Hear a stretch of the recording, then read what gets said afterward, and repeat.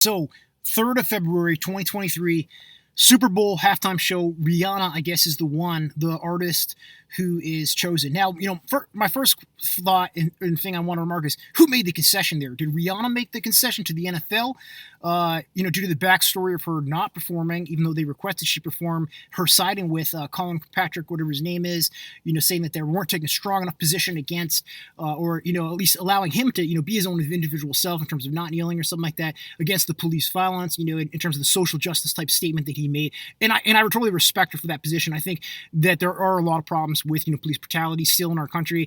And, so anyway, the question is, fast forward and getting past that is, who made the concession? Did she make it to them or did they make it to her? Because, has there really been sufficient progress with, social justice, police brutality in a broad sense in this country? Or is Rihanna just showing up for a paycheck? She hasn't, she's an artist who I respect. I think she's an obvious win. If anyone brings her on, she's a superstar. She has a couple of songs, Umbrella, the Eminem collaboration, I Love the Way You Lie, for me personally, that totally resonate. I'm sure there's other songs as well, but, I think that resonate, across different, the different socioeconomic, I think that those songs hit a chord with everyone. They're really, pop, super songs that can reach a variety of different people and, emotionally and have that sort of mind body spiritual connection. So like my real question is though, because, I got a song, my question is like, what has happened in the last 10 years? Rihanna hasn't been, on the forefront of putting out tons of music. There's a lot of other artists coming up. Why are they not getting a chance? Why does the NFL go back to her? And why is she going to them at this point? What exactly are the data points, to allow this collaboration type thing to happen? Last year, we saw a lot of older artists out there too: Snoop Dogg, Eminem, Dr. Dre, 50 Cent, people who have left a tremendous legacy and mark on, I think generations in terms of the hit tracks, whether it's Into Club or if it's Lose Yourself in the Moment by Eminem, etc. And, it sort of shaped the narrative of a generation. But we're turning the page into another generation. So there's tons of artists coming up. Like, myself, I put out a song, Soldier of God. I felt like it was the type of patriotic, pump you up type song that would fit with that venue. The second part of that is, so again, like I said, I've got like that patriotic, pump you up type song that doesn't, that is about the American experience, about the American struggle. If someone who has, for me, myself, like, I was in sports, when I was younger, when I was growing up, and I work out all the time. I've got a tremendous appreciation for sports, but I was, like when I was doing the dog mushing, I had an injury, I wasn't able to put the money together, and I had my name smeared, and I was really basically kicked out, and I've been outcast for years, you know what I mean? So and that's the job market too, and the relationships too, so there's a real struggle with my story, you know what I mean? And I think it's reflected and caught in that song. And that song, I think it captures some of the same, which is, I think, part of what hip hop culture is. It's being the underdog. It's being, the person who's struggling up against the odds, who's been disenfranchised, in other words. And that's part of the reason I think hip hop music, rap music really appealed to me as an outlet, as I transitioned out of, being able to do the things that I was doing when I was younger and that I was passionate about and that I was driven to do and that I had spent all my money, energy, and time to do, you know what I mean? So it's sort of, it's just, to me, it's like, there's songs like that I think, like I just said, that I think fit that venue and that event, in terms of something that's patriotic and something that's pump you up energy. Whereas like Rihanna, has amazing songs, you know what I mean? Like Umbrella, like I said, like I Love You the Way You Lie collaboration with Eminem. But are they, that's like a party track. I think Umbrella pumps people up to work out and that kind of thing for sure. But, is it really fitting the venue and fitting the event? She's certainly a superstar. It's a win-win, obviously, and I think, everyone respects and accepts the fact that Rihanna is a superstar. So it's not like it's bringing someone in who's young and questionable, like say G-Eazy, or say even like, someone like Machine Gun Kelly. What kind of patriotic pump you up songs do those guys offer their audience? You know what I mean? And I think that's part of the thing with the music industry, period, is that artists a lot of times are sort of counterculture. You know what I mean? They're not the star football player. Is the hard truth. You know what I mean? And it's true for me too. I'm not the star football player. They're the people who were kicked out of school. Those are the people who were kicked out of who didn't make the football team and who turned to music as their creative outlet instead, and to share their experiences.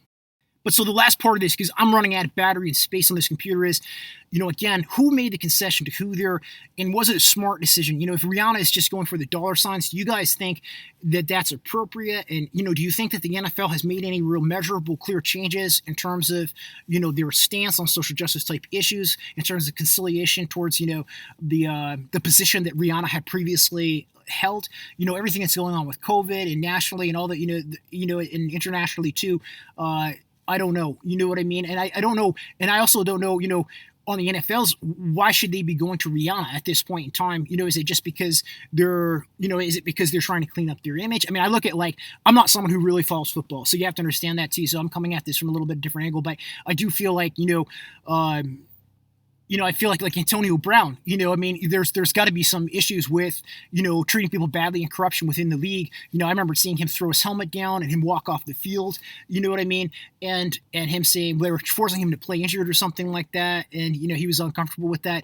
And then going, I put out a track, sort of a diss track to Logan Paul, and I drew on the energy of Logan Paul's very famous diss track to Antonio Brown. And, Antonio Brown under contract, trying to play football professionally.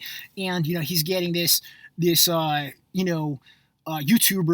YouTuber coming at him, trying to hit him in a totally different sport, in a boxing match. It's sort of ridiculous, but, and then Antonio Brown's not doing music and stuff like that and other stuff too, but he's showing up doing sort of outrageous things on Snapchat. But you know what I mean? I guess I'm just trying to say is why does the league turn to Rihanna right now? I mean, is there just a lack of artists who want to perform, or what's going on? It's in Arizona. Is Rihanna just doing it because it's a warmer climate? And again, is Rihanna just doing it at this point? She hasn't done any music in 10 years. She's there for a paycheck. She's there for a bunch of sales and a boost in notoriety. You know what I mean? Or is it something where the NFL has made some changes? And again, like someone for me who's an artist who has, I think, tracks that do align with the venue in terms of being patriotic, in terms of not, in terms of, drawing upon social justice type experiences, being kicked out and being disenfranchised and the struggle, but also, not, but tying into like the patriotism too, and the good of our country, and not just being, a counterculture hater.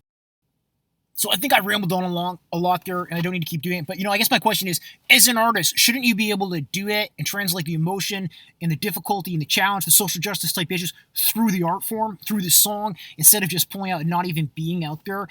You know what I mean? You should take that stage, and you should be able to, come up with a creative effort, maybe add a new song or something like that addresses those type of issues and addresses that type of storyline culturally that the people are going through out there on the streets. You know what I mean? And that speaks to that repression, that speaks to that social justice, the social justice obstacles that are, facing communities across this country, instead of just pointing out, not even going there. So, I think Rihanna, her not going there before, maybe she's going to go that avenue now. You know what I mean? Maybe she's got something new, something unique, and something creative, in terms of a collaboration, in terms of a song that's going to, speak to that repression, that speak to those obstacles, especially with COVID and with all the shutdowns, and, especially how we saw, urban poverty type places were very vulnerable, because they didn't be able to get out in those clean air spaces.